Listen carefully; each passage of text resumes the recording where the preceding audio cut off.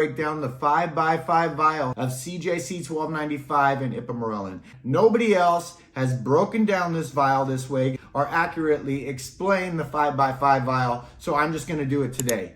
Finito. No more questions. If your anti-aging doctor, because you are responsible and you went and got your blood work done, tells you to do 500 micrograms a day, or if you are researching 500 micrograms a day of CJC 1295 and ipamorelin out of the blend, that is going to be 10 doses.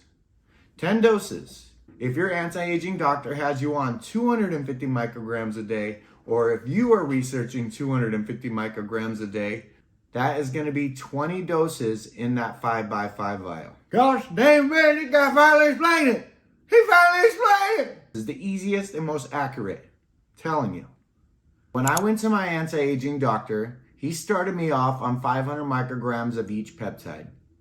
He told me to put 1 ml into the 5x5 vial, extract to the 10 mark, and that's going to be 500 micrograms of CJC, and it's going to be 500 micrograms of ipamorelin. It's not going to be 250 of each peptide equaling 500. It's 500 micrograms of each peptide.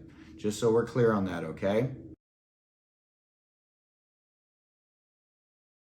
I started off doing 500 micrograms, getting incredible benefits. I felt great. I heard that you can split the dosage and do 250 in the morning and 250 in the evening. So I wanted to try this protocol. If I only put 1 ml into the 5x5 vial and want to extract 250, it's going to tell me to pull to the 5 mark. That doesn't make for accurate and easy extraction. So the best thing we can do is add 2 ml. Now the 10 mark is going to be 250 micrograms, which it's really easy to pull to as opposed to the 5. And so you can split your dosage. You can do 250 micrograms in the morning, 250 micrograms in the evening, pulling to that 10 mark. Let's just say you want to do one big 500 microgram dose. Then you can just pull to the 20 mark, and that's going to be 500 micrograms of each peptide. What's the one thing we know about peptides? They're very fragile. Because every single time that you put the water in, you have to be very, very delicate so that way you don't ruin the peptides. I do get a lot of questions on this. People want to put 3 ml, they want to put 4 ml. Let's just say you want to put 3 ml, okay?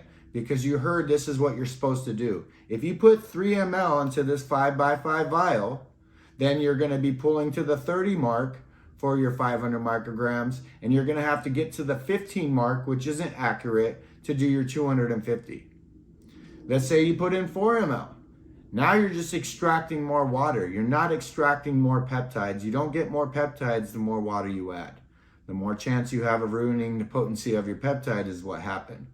But let me just tell you, if you are researching 500 micrograms a day, or if your anti-aging doctor has you on 500 micrograms a day, I would strongly suggest just putting in 1 ml. There's no reason to put in 2 ml unless you want to split your dosage. And people are going to tell you otherwise, that's fine, but this is the easiest, most quickest, and accurate way to do the 5x5 vial. You can add more water. It's no problem. You're just going to have to extract more water. The old school way of doing it is just putting in 1 ml, extracting to the 10 mark, and that's 500 micrograms of each peptide.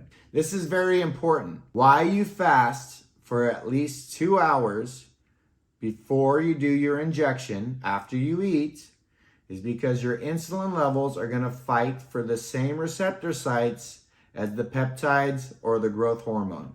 So let me tell you again, why you want to fast for at least 2 hours after you eat and before you do your injection is because your insulin levels are spiking after you eat, and you want to wait for them to pretty much calm down, subside, so that way they don't fight for the same receptor sites as the peptides or the GH, the growth hormone.